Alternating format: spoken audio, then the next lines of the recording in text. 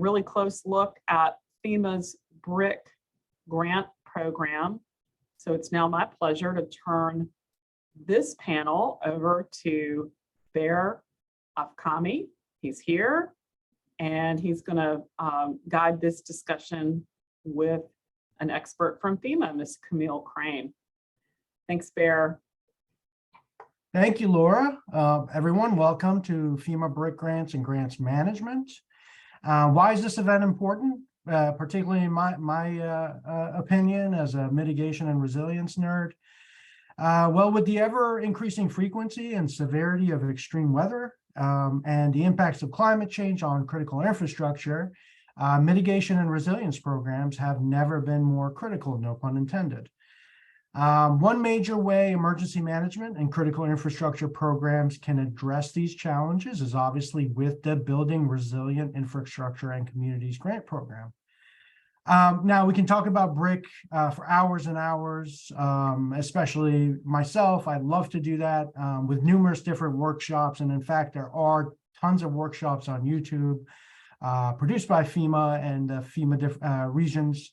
And there's tons of content on the FEMA BRIC website, which we would encourage you to visit, particularly after this session. But what we hope to give you today in the short time that we have is to, one, build an awareness of what BRIC program covers and the eligibility requirements. We're going to hear about typical roadblocks to the highest possible scores you can receive for funding. And then kind of review the best practices to start to plan and win an award and overcome those obstacles. And finally, we really hope to, in the very short time we have, is to kind of ignite ideas on how you can best use BRIC. And of course, with those goals in mind, what better speaker to have than the FEMA BRIC section chief herself, Camille Crane.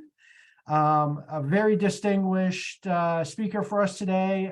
It's a privilege to have you, Camille. I won't go through your entire experience, but needless to say, you probably have 2 decades or more of hazard mitigation and resilience experience. So I will turn it to you, Camille Crane. Please feel free to share your screen. And while Camille does that, I will say we'll have probably 20 or so minutes for questions and answers at the end. So please, as Tom mentioned, use the Q&A feature, and I'll try to get to as many of those as possible. Camille, over to you. Thank you so much, Bear. On my side, it does say I'm showing my screen. So can you see it? Yes, ma'am, you're good. All right, very good. Thank you so much first, Bear, for that very kind introduction, and to the All Hazards Consortium for both inviting me, but also putting an hour on their agenda for us to talk about the Building Resilient Infrastructure and Communities, or most lovingly called BRIC program. I'm going to try to share, as Bear says, some very kind of basic information about the program and also give you some tips and tricks for being successful in the program and maybe spark your interest. Try to go through this pretty quickly so that we can get to Q&A. And there will be a copy of the presentation inside the chat, I believe, so that you can download these slides later, and hopefully that are informative to you. So with all that preamble, I'll get started. So hopefully you can now see on my first page, which talks about the BRIC guiding principles. So we like to talk about these at start of any kind of presentation. BRIC, if you don't know, came about through the Disaster Recovery Reform Act of 2018. So that piece of legislation changed one of our programs so that we could create BRIC. And what we did first is we went out and did a huge stakeholder engagement. We cared very much about creating a program that was meaningful around the country. And that led to more than 5,000 non-attributable individual comments and more than 70 agency letters, largest stakeholder engagement ever done by FEMA on any effort. And from that, we derived these 6 guiding principles of our program. And so everything we do in our program is built upon these. One is we wanted to support communities' capacity and capability building. We understand to be able to enact kind of infrastructure projects, you need to have a system or a community that has the resources and has the infrastructure itself to do that. So we want to support that. We wanted to encourage and enable innovation. We are very much in a dynamic environment where new project types, new methods to increase natural hazards resiliency are coming online. And so we wanted to be able to support that growth. We wanted to promote partnerships. We understand that no single grant program in the federal government is going to solve all the needs around the country as it deals with being resilient to natural hazards. And so we want to be able to really promote partnerships with communities, working with others, whether it's private industry or other grant programs at the federal, state, local levels. We wanted to enable large infrastructure projects. And so we did things like change the caps in our funding so we could fund up to $50 million projects, which is a lot bigger than we've done in the past. We wanted to maintain flexibility. I love to say that we're a program that is built on continuous improvement. We've changed every year as we are entering or about to finish our application period for the 3rd year of BRIC. It's a really big week in BRIC. Tomorrow closes our application period, which is really important for everyone on this call who might be interested to know. The 22 offering is about shut down with the application period closing down tomorrow, but we are an annual program, so we will come back in 23 with another program. And then provide consistency. We are one of a suite of hazard mitigation assistance programs at FEMA.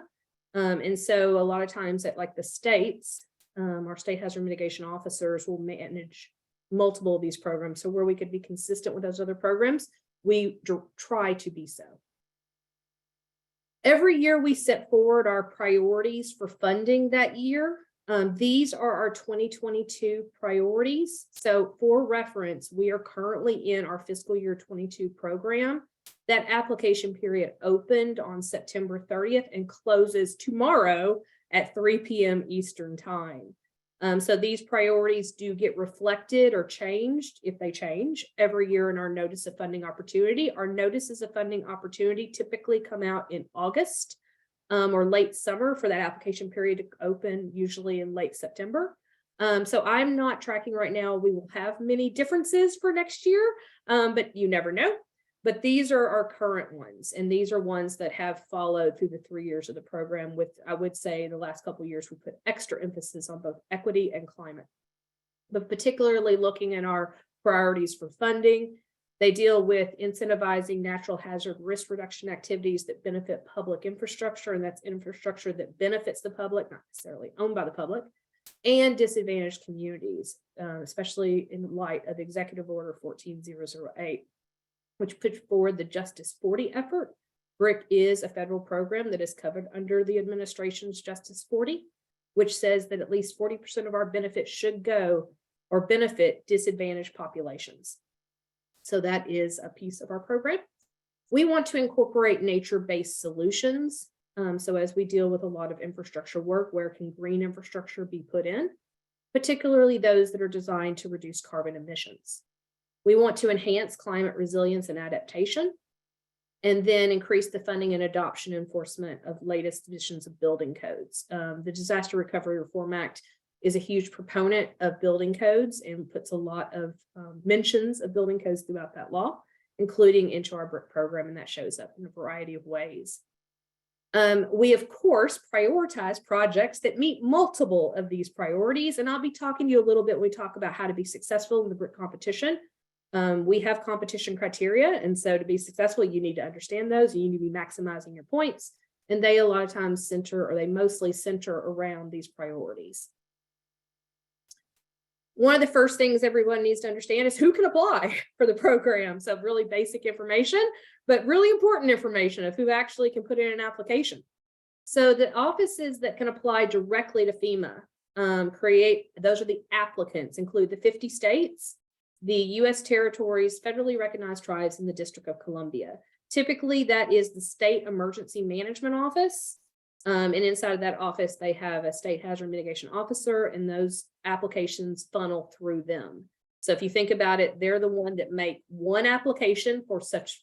I live in the state of Virginia or the Commonwealth of Virginia. So the Commonwealth of Virginia will make one application to FEMA. That will be made up of a series of sub-applications. So the people that can apply as sub-applicants include local governments, tribal governments, other state agencies, and tribal agencies. So they might complete a project sub-application, and then that would be sent to, so for example, I live in the city of Alexandria. City of Alexandria may complete a sub-application for a project. Maybe they want to do some wastewater treatment protection or stormwater management detention basin. as an example, they would create a sub-application. They would submit that to the state of Virginia's emergency management, who would then attach it to their application and submit it to FEMA. What you won't see on here is private industry, businesses, citizens, academia, nonprofits. They are not eligible sub-applicants or applicants, but we can absolutely do projects that benefit them or in partnership with them. They just can't be the name at the top of the grant application. A lot of our projects benefit private property, for example, whether it be maybe acquisition or elevation projects to get out of floodplains. One other thing to really is important to note is we talk about barriers to the program. So one of those is cost share. So we have a statutory or legally defined cost share for the program of no more than 75% federal and then 25% non-federal. We do have barriers or variations of that, I should say. One is for economically disadvantaged rural communities, we can offer up to a 90% cost share. And for management costs, we can do 100%. What is important to note is that does not have to be cash. It can be cash, but it also can be that non-federal cost share can be made up of donations. It can be made up of in-kind labor. It can be made up of funding from a variety of different places. So as we talk about, another reason for the importance of partnership is how that cost share is derived. It can be made up of a variety of partners. As I get into kind of the mechanics of the program and the different elements of it, one thing I really want to talk about at the top has nothing to do with the funding. And it is actually a piece of our program that is not financial. So we have the ability in the BRIC program to offer non-financial technical assistance. And one of the reasons I wanted this slide to be so upfront is because this is something, if you had a community that was interested, you still have time to apply by 3 p.m. Eastern tomorrow. So for some communities, we know that getting a grant application may be a bar too high right now. And what they need right now is just hands-on technical assistance. And so what this is it's the ability for FEMA and or our partners to show up on the ground or through Zoom calls or however it might be and offer actual technical assistance to communities in building their resilience to natural hazards so that they might, for example, apply for a BRIC project the next year or the next year.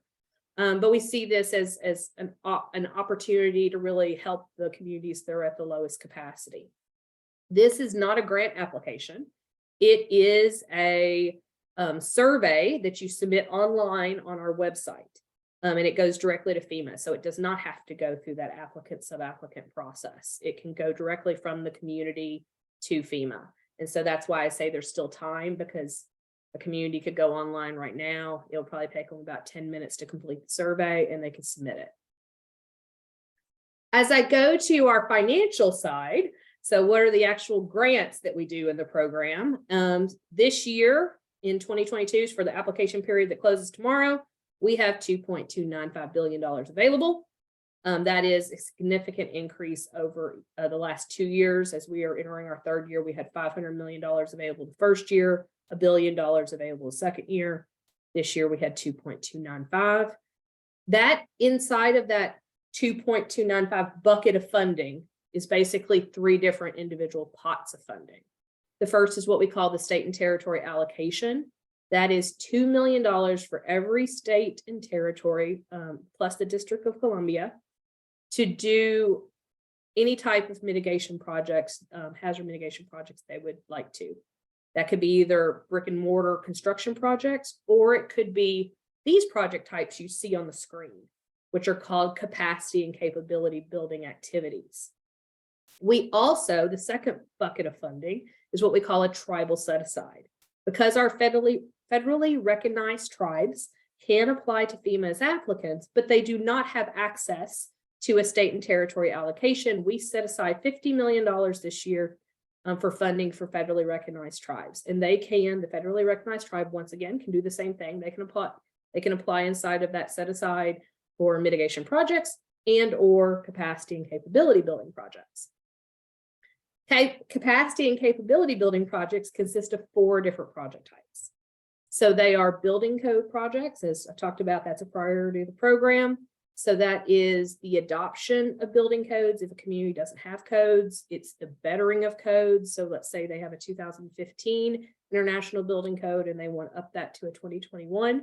international building code, could be the enforcement of code, or it could be things in the world of building codes that you want to do to increase your BSEGS rating. So BSEGS is a building code effectiveness grading schedule. It's a rating that shows basically how well does a community run a building code department, so we can do things to help achieve a higher score there. Partnerships is a second type of project that we can actually put funding behind. Once again, one of our guiding principles. And that is if a community knows that they need to do work to build strategic partnerships, but they're not sure how to do it, or they need funding, I should say, to help them do it. Maybe gap analysis, hosting events, things like that. We can help them that. I like to think of project scoping as seed money.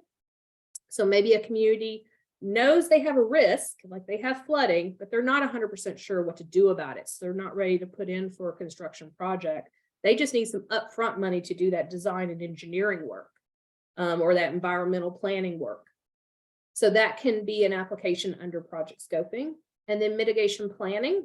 Mitigation plans are a requirement of our program, and that is at the state, local, and tribal level. And those have to be updated every 5 years. So they can get funding through us to either do the update or the creation of these mitigation plans.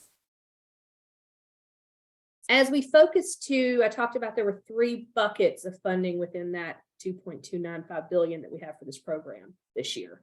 It is the state and territory allocation, it's the tribal set aside, and then the balance of the funds, so roughly around $2.133 billion this year, are in our national competition. Our national competition does not include the capacity and capability building project types. These are all brick and mortar, or I should say construction project types.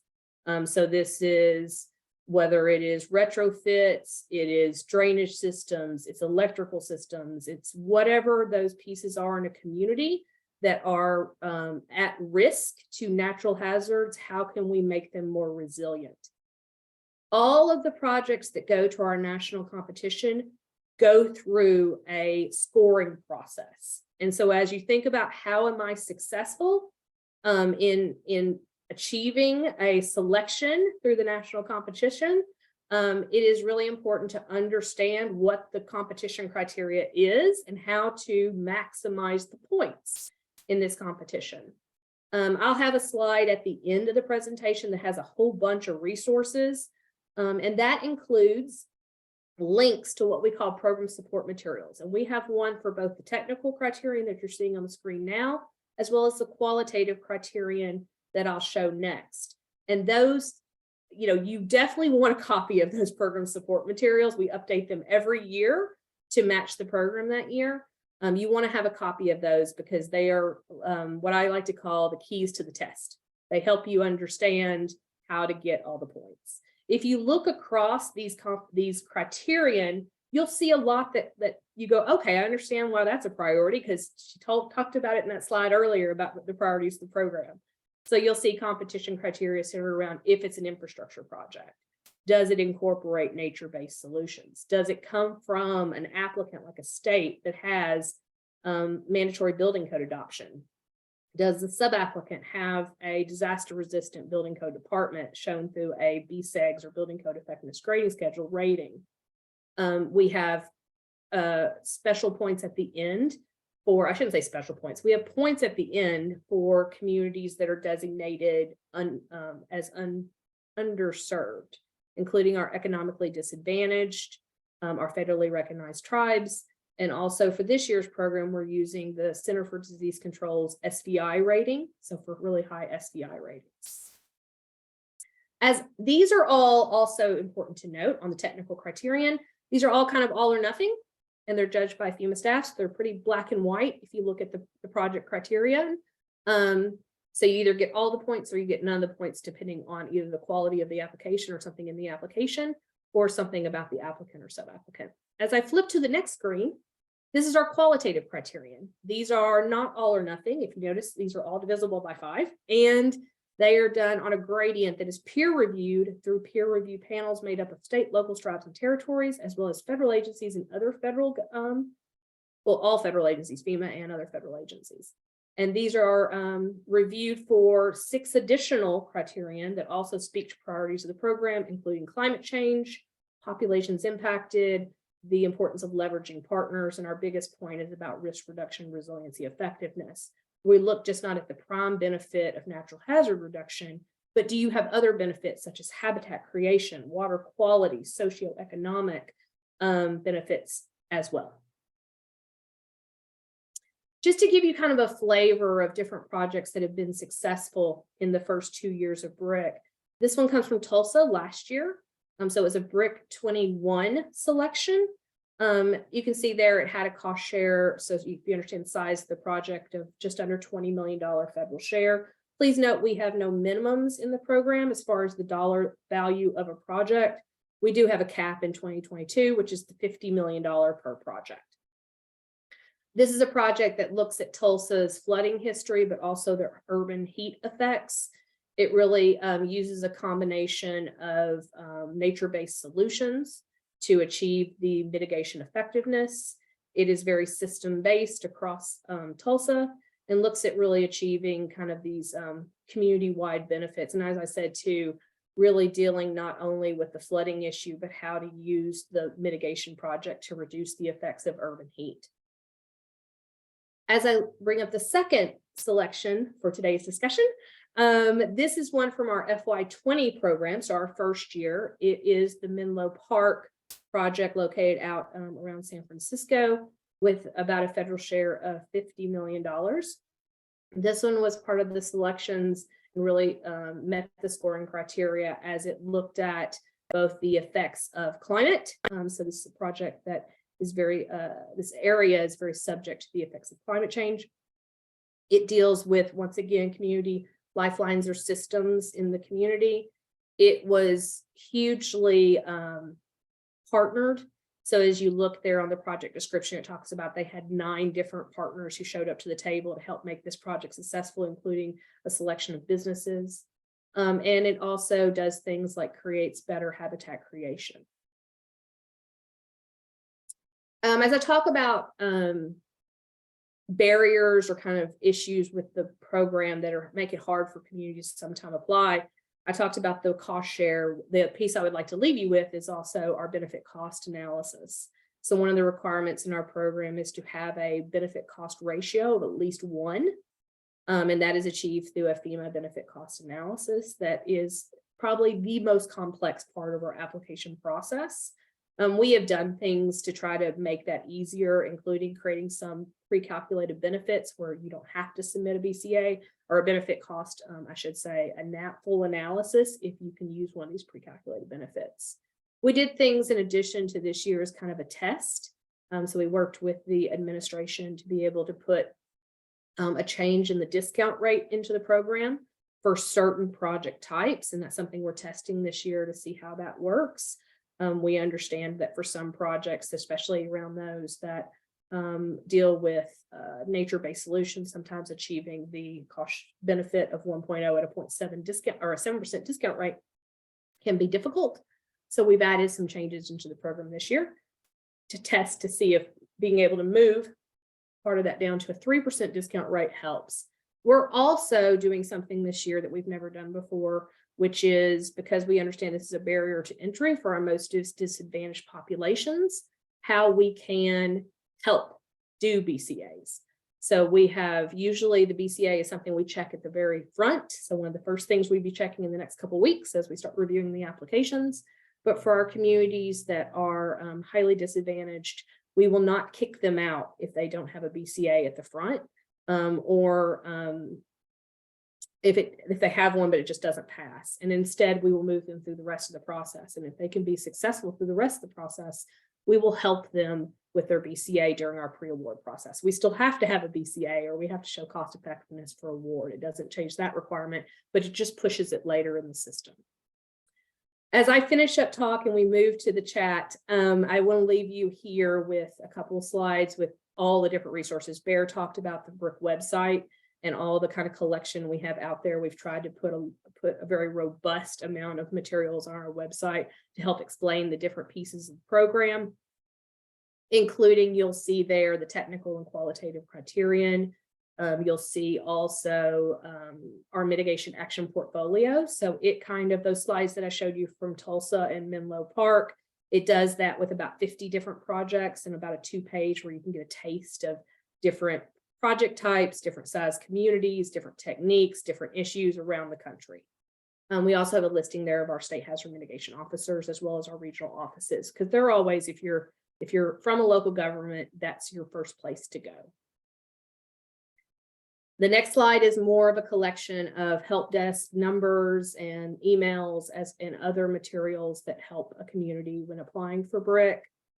And with that, I'm going to stop talking and Bear, turn it back to you, and I will stop sharing so that we can go into the Q&A. Wonderful. Thank you so much, Camille. I will say I did put this presentation. Camille was kind enough to let us share it with everyone. So it was in the as an attachment, it was in the chat. And I definitely encourage everyone to take advantage of all the resources that are listed here. One of the barriers that we see a lot of with BRIC is, as Camille mentioned, the BCA, the business cost analysis. And it's so wonderful that the BRIC program and FEMA took all that feedback and created the helpline, which was just tremendous. So I do want to do, one of the things that I notice a lot when I speak with emergency managers and critical infrastructure professionals is they're not exactly sure, and there's tons of material available, but maybe there's so much material that it sometimes gets lost. So I want to do a kind of a rapid round on some things that I hear people ask, whether it's eligible or not eligible. And I think, Camille, you can answer these very quickly. So can I use BRIC funds to build a new emergency operations center? No. So one thing we say is we do encourage innovation, which means we do not have a laundry list of here are the things that are eligible and not eligible. Why is an EOC, the building of an EOC, not eligible? It doesn't actually reduce the effects of a natural hazard, right? That's our prime benefit that mitigation projects and BRIC projects must do, is reduce the effects of a natural hazard. One of the things I'd really point to, if you're like, if this is sparking your interest to learn more, if you go on the BRIC website, we also have links to webinars, and that includes our base webinar. And in that, you'll hear me talk about eligibility. And I always say it's on a slide that says it's on a blue box to the right.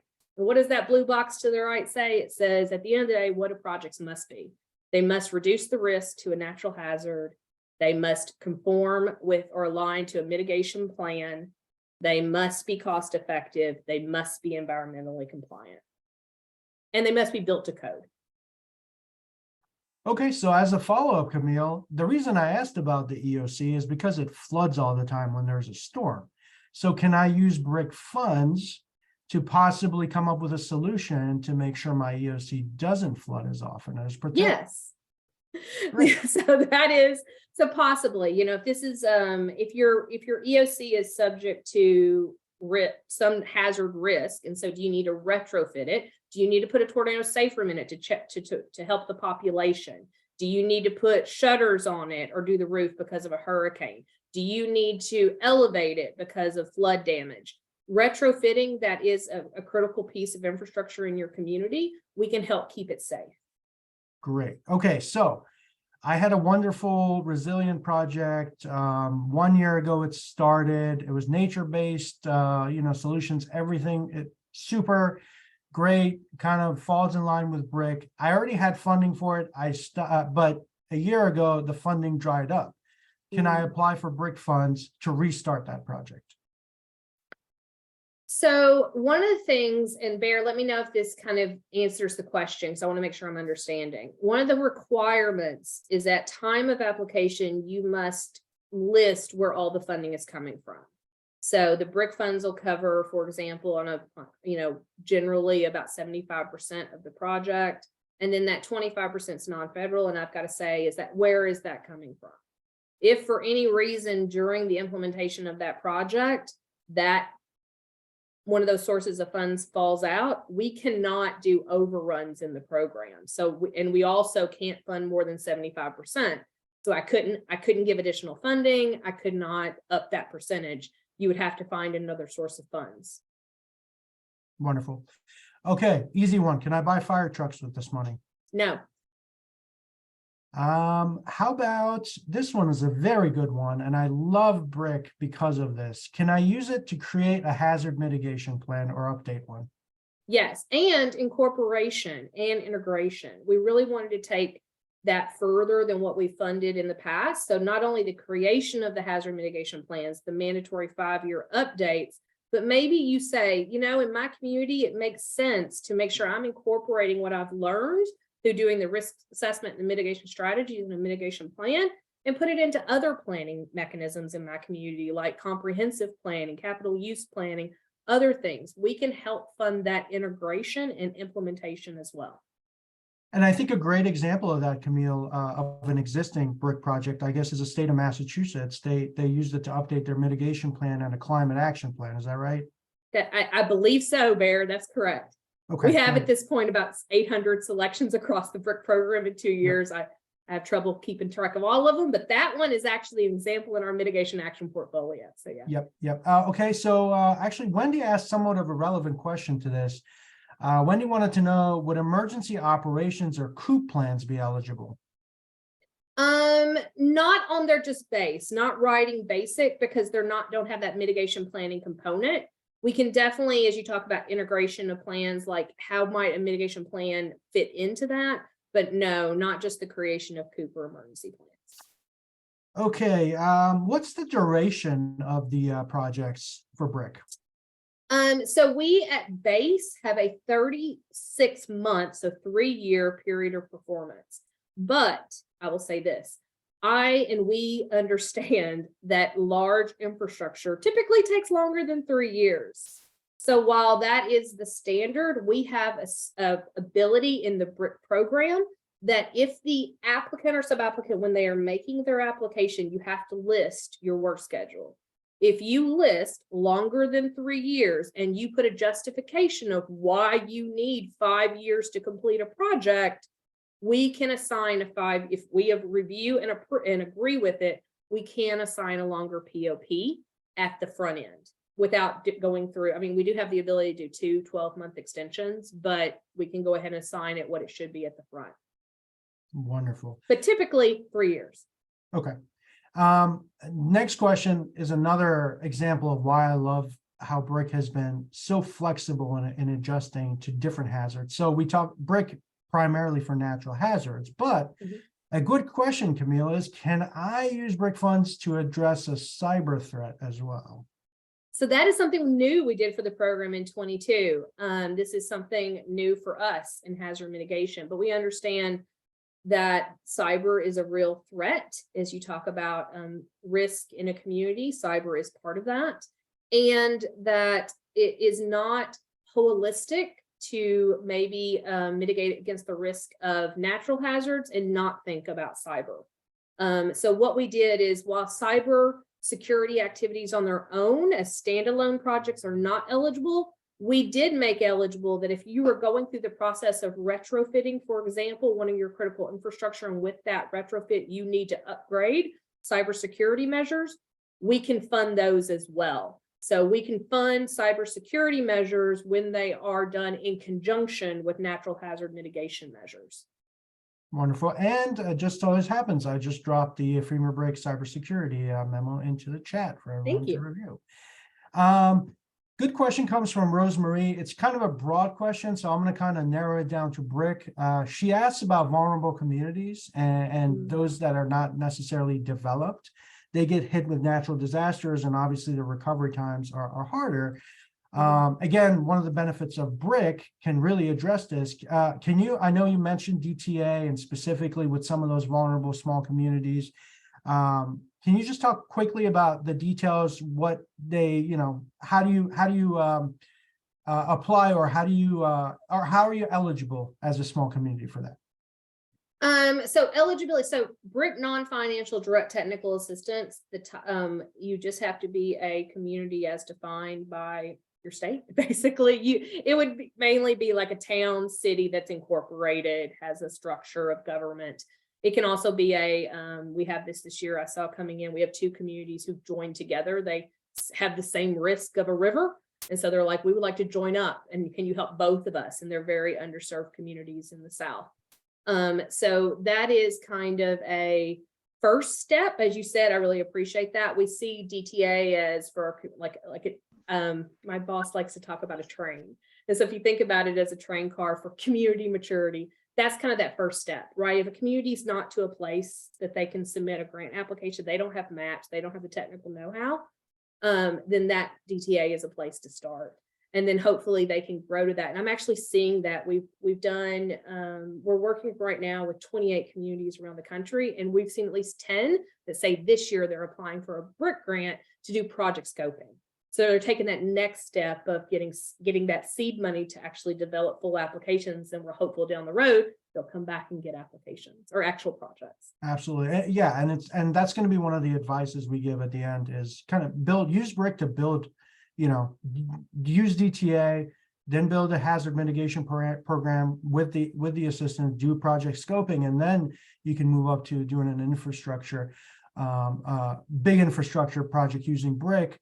Some more questions on eligibility. Again, I really like these questions because it gives people ideas. Can BRIC funds be used for purchasing solar? Yes. So one of the things we've got some examples in our mitigation action portfolio, for example, about microgrid projects. So not particularly just solar, but microgrids. And so really what I like about the projects that we're selecting right now, or we have in the past, is they're they use a combination of techniques to build energy resiliency at either for a community or for a facility. So for example, St. Elizabeth's Medical Center in DC. It's a medical center that also combines, it supports a medical center, it supports a 911 system, it supports a fire station, supports a large area that's underserved in Metro DC. And so it's a combination of grid and other type of activities to offer energy resiliency to this entire area. Solar can be a piece of that. Great. Okay. Let's see. How about, okay, this is a good question, not necessarily based on project ideas, but if an applicant covers more than 40% of the cost, as opposed to the 30% minimum or the 25% minimum, does that make them more competitive? Yes. In this year's program, so every year, that's why I say, our competition criteria has changed at least in a little bit every year. So always make sure you're paying attention to that year's. But in this year's, there were points for an increased cost share of at least 5%. Unless you were established a disadvantage, and then that's prorated down. But yeah, so in that case, if you committed to at least 30% non-federal, you got additional 5 points. Okay, great. So we're at 10 past, so we only have 5 minutes left. I know there are 4 questions in, and everyone in the questions line, I will make sure we get the answers for your questions, and I'll contact you directly with that.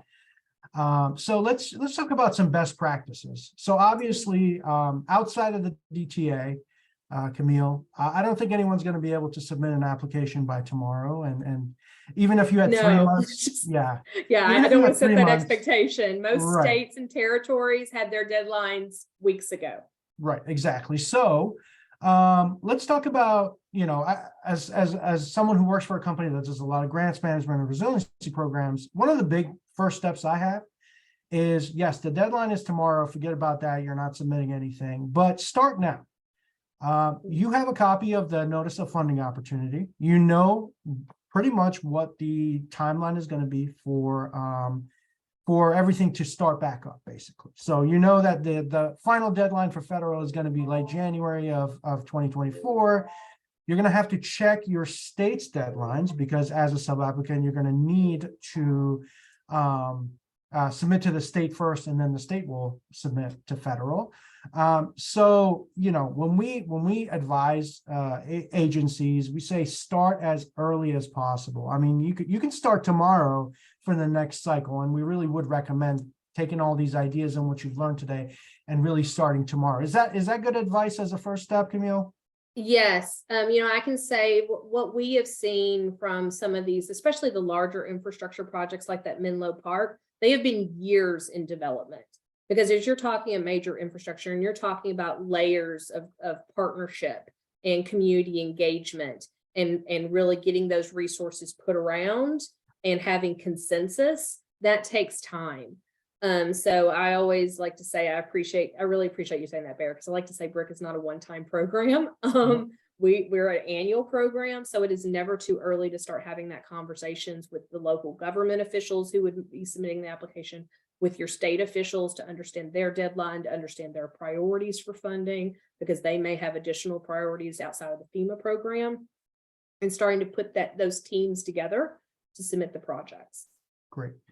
And so if you're a small community as a next step, obviously, everyone go and, learn as much about BRIC on the BRIC website as possible.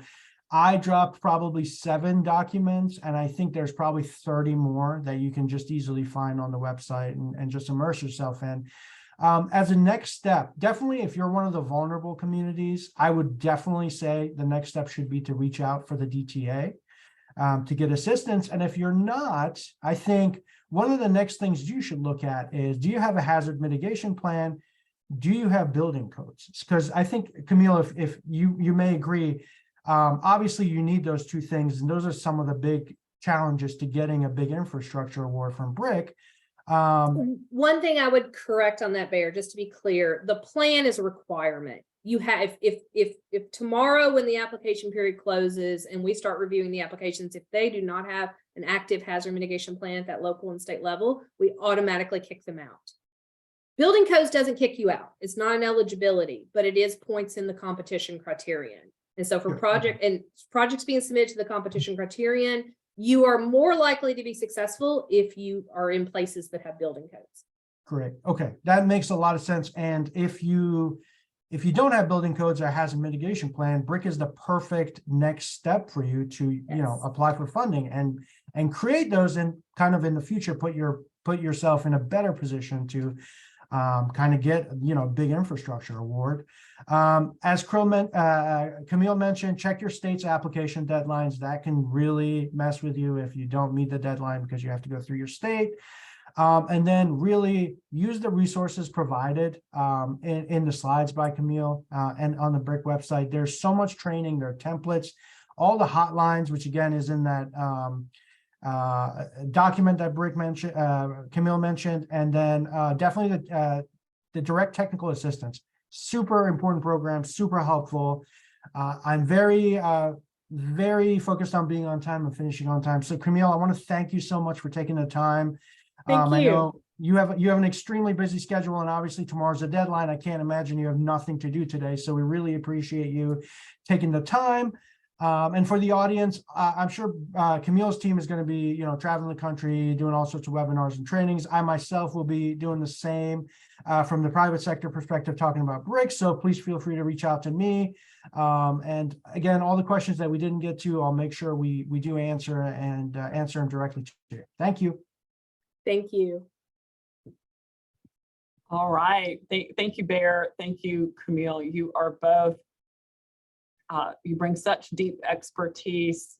I've been around FEMA issues for 20 years, and I learned a ton just listening to you both. And thank you for answering so many questions.